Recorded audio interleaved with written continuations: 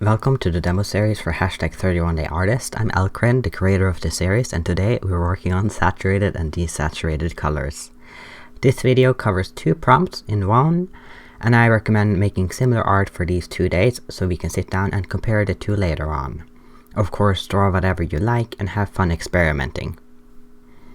What is saturation even?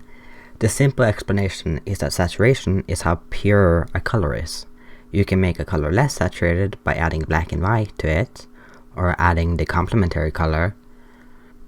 And saturated colors are bright and strong, while desaturated colors are calm and soft. And we'll go back on this a bit later. In this video, I will color in a drawing twice, one with very saturated colors and one with very desaturated colors, so you can see the difference between the two. When working with colors, it's common to use a mixture of saturated and desaturated colors to achieve a level of balance between the two and create contrast. To get a desaturated color while working with a digital media, you will have to look at your color picker. It's usually in a square or a triangle. Sometimes the hue picker is beside the gradient map, and other times it's a circle around the map.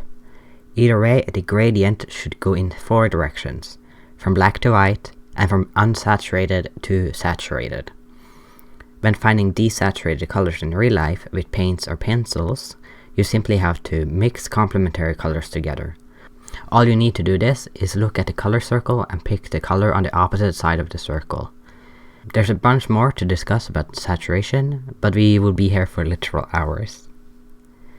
Saturation is a big part of artists' styles, even if they might not think about it.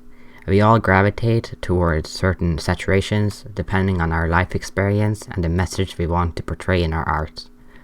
Even though unsaturated colors might be seen as bleak or calm, doesn't mean that our art is exactly that. Same as colorful and saturated art pieces doesn't automatically make it happy or joyful. Using this color theory can be a great tool to add dimension to your art and create layers of metaphors.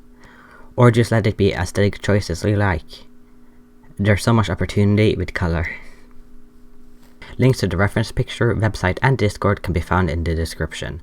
If you try this out, use the hashtag 31DayArtist on social media, or post it in our Discord. Good luck!